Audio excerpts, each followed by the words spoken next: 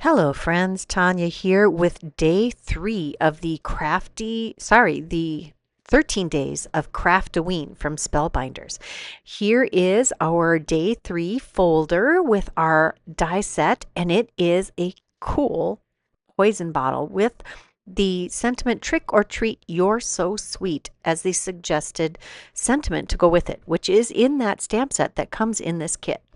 Now I have the pieces die cut here, and I took the warm gray or W3 Copic marker and added some shading to some of the die cuts. One of these is the lip of the bottle and the other is the top of the cork.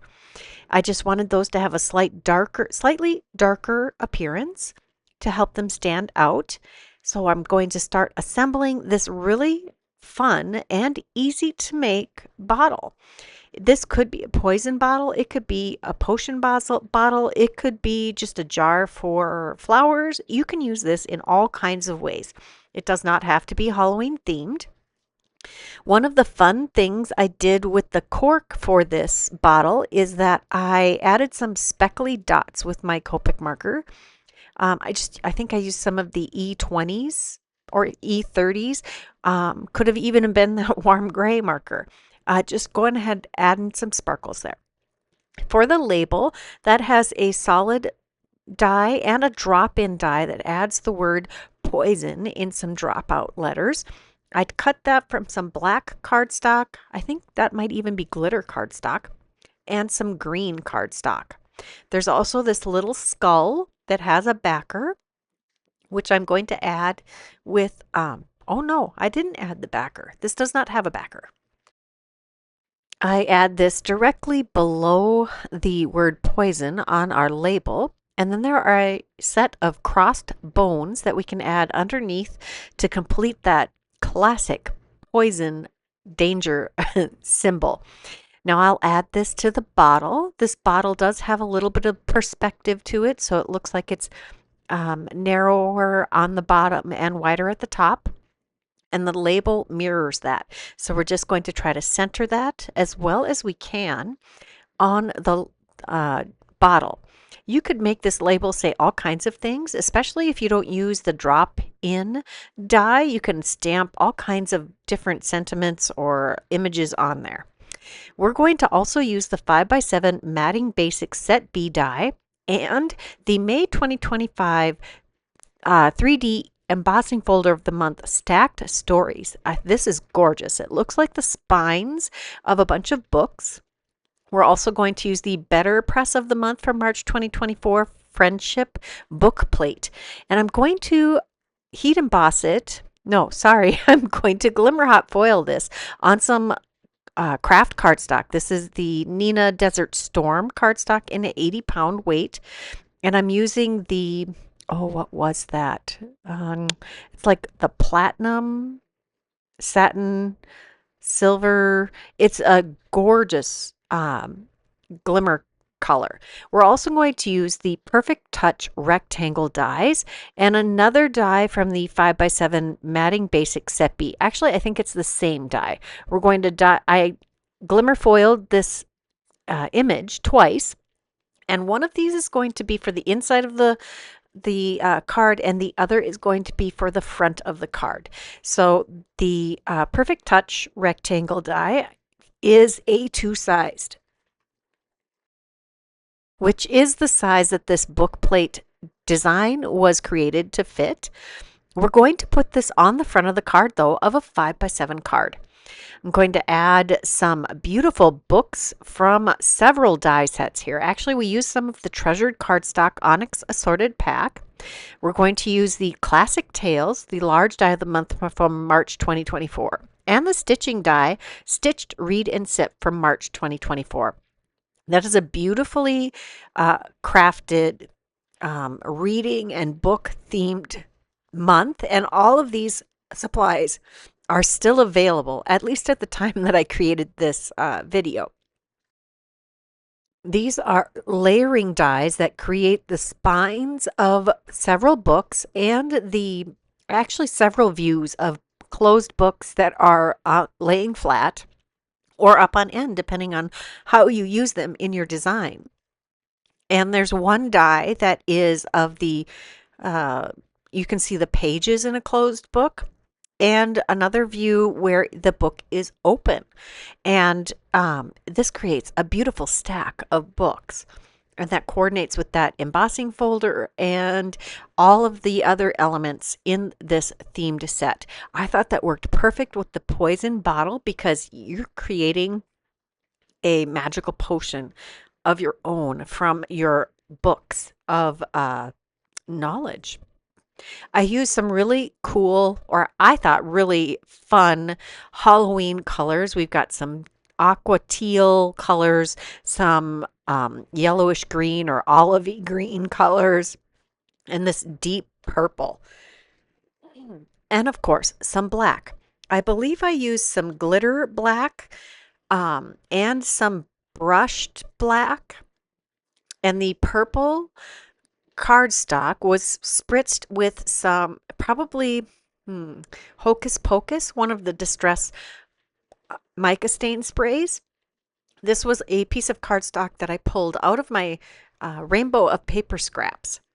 There is this, here is the open book, and you can see that the cover and the spine are included, and it's a one die that just layers over the top of the open pages. Here is the book that you can see from either the top or the bottom, where it shows you the pages and the cover and the spine. And it very easily assembles here. This is from the stitching die set. So you could add some stitches on top of those the pages to accentuate the look of pages here, but you don't have to use the stitching. You can use this die without doing the stitching. I chose to do it without the stitching this time, and I'm layering two different colors over the top for the binding and the, I don't even know what it's called, but it's like a little piece of cloth that the pages are actually stuck to inside the book. And because I do like to be rather extra and decorate the inside of the card, I'm making a second stack of books for inside our card. I am adding a couple extra layers of cardstock behind one open book here for the front of the card because I want a little extra depth and dimension behind this book.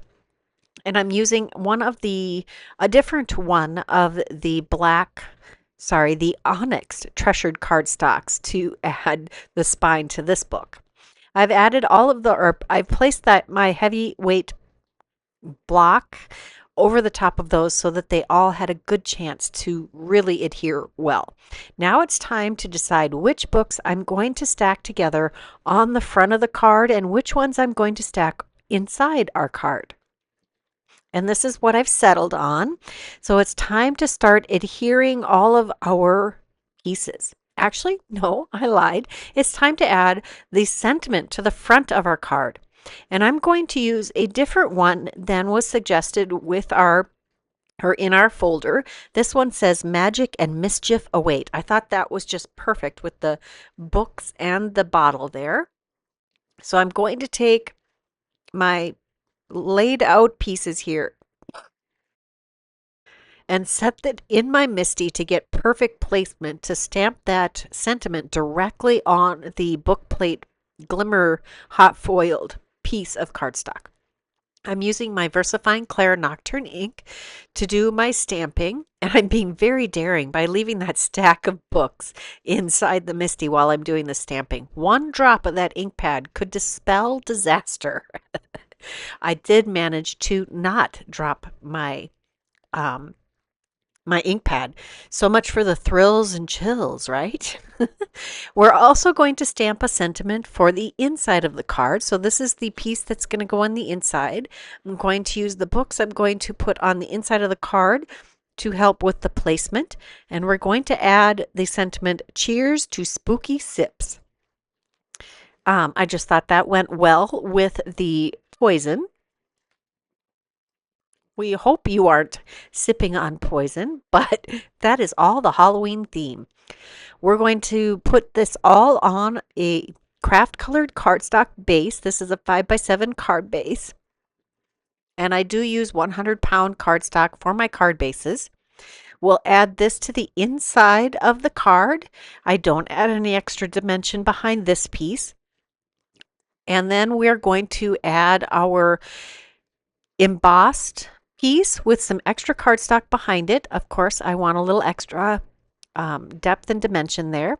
I did die cut that with the matting 5x7 matting basic set B largest die before I did the embossing with the 3D embossing folder. If you do your cutting before your embossing, then you don't have to emboss it twice, or you don't have squished embossing. Next, we'll add our book plate glimmer foiled piece. I'm using my fingernail just to get rid of some paper hairs. And now it's time to adhere our books.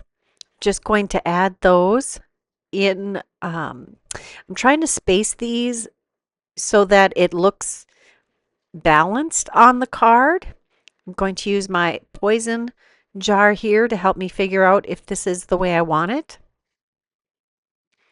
Just adding a little tweaking here.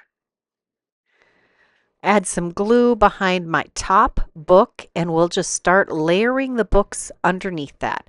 I'm going to use my T-square ruler here to try to make sure that my books are nice and straight on the card. Then I'll add the next book.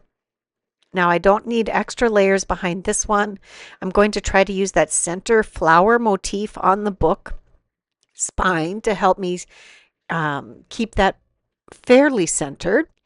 Then I'm going to add this next book, and I do want the spine to be on the right side so you can see all that extra detail. Otherwise, the potion bottle would overlap it and cover it up.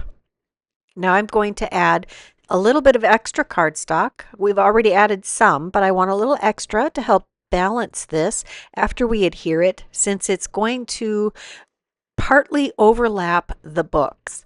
Now, I don't want to forget the stopper portion here because we want that to be level with the body of the bottle also. Now it's time to add some glue and layer that onto our card. And now we're going to add some of the sequins from the Craft-O-Ween box. They are orange and black and purple. And for this card, we're going to use the black and the purple in a trail. It's like bubbles or steam rising from our hocus pocus type books. I'll add a little scattering of them near the poison bottle also. And of course, I'm going to add some sequins to the inside of the card. Before we do that, let's put the books that we planned to put on the inside. Let's adhere those on the inside. I do love to put die cuts and stamping and foiling, stenciling. I love to make the inside of my cards just as exciting as the outside. And if you are inspired by the inside of the card more than the outside, that would absolutely make a lovely card front also. Here we're adding some sparkly sequins on the inside also. There's a couple purples and a black. And that completes my card for day number 3. I hope you enjoyed this video. If you did, please give it a thumbs up. Subscribe if you haven't done that yet. Leave me a comment below. Tell me what your favorite part of this series has been so far, or your favorite part about this book. If you're interested in any of the supplies that I used today, be sure to check that description box below. There will be a link to all of the products that I used today. And until next time, here are a couple more videos I thought you might enjoy. See you tomorrow. Bye-bye.